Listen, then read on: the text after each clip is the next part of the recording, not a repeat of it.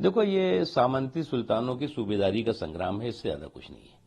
मैं इसलिए कह रहा हूं कि सामंती सुल्तानों की सूबेदारी का संग्राम है कि इसमें कई ऐसे हैं जो पहाड़ से गिरे और जुगाड़ पे अटके।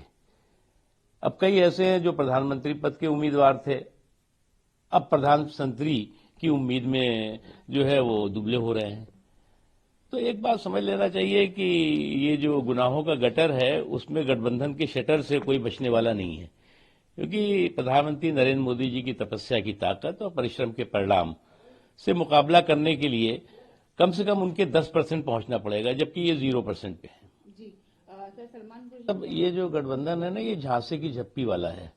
अब ये झांसे की झप्पी दे करके और जो है वो कहेंगे जी हम तुम्हें गिफ्ट देंगे, हम तुम्हें जो है 2 सीटें देंगे, तुम हमें 4 सीटें देंगी। अब अपने आप को कांग्रेस पार्टी जो ग्रैंड ओल्ड पार्टी थी वो अपने आप को मुल्क की पार्टी कहती थी, आज मोहल्ले की महंगी होती जा रही है।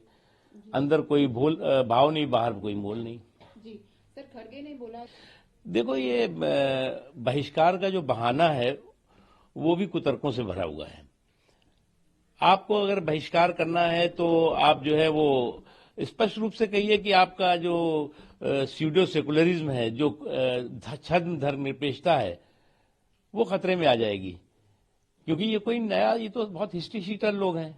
आपको याद होगा कि पहले राम मंदिर आंदोलन पर इन्होंने अवरोध पैदा करने की कोशिश की, फिर जो कोर्ट में मैटर हुआ उसमें गतिरोध पैदा करने की कोशिश की, और अब प्राण प्रतिष्ठा पे जो है वो अवरोध पैदा करने की या विरोध करने की कोशिश कर रहे हैं। तो ये तो अवरोध, गतिरोध, विरोध करने के ये हिस्ट्री शीटर लोग हैं, और ये इनको आज भी ये हजम नहीं हो रहा है कि कैसे विदेशी आक्रमणकारी की क्रिमिनल, कम्युनल, क्रूर करतूत और कलंक कैसे मिट रहा है, और कैसे जो है वो श्री राम जन्मभूमि पर राम मंदिर का निर्माण हो रहा है। इसलिए ये निर्माण पूरा हो रहा है, इसलिए ये परेशान है।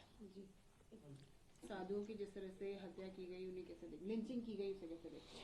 देखो, ये अभी तक एक के बाद एक जो इस तरह की घटनाएं होती हैं, जो साधु हैं, संत हैं, या जो आम आदमी भी हैं, उनके साथ जिस तरह का, चाहे पश्चिम बंगाल हो या कई और राज्य है, इस तरह का जो क्राइम दिखाई पड़ता है, कम्युनल क्राइम जिसे कह सकते हैं, क्रूर क्राइम जिसे कह सकते हैं, वो उसको जो है वो पश्चिम बंगाल की सरकार हमेशा उस पर पर्दा डालने की कोशिश करती रही है। और आज जो है वो पश्चिम बंगाल जो है वो ऐसे कम्युनल और एंटी नेशनल फोर्सेस और क्रिमिनल्स का जो है सुरक्षित चरागाह बन गई है।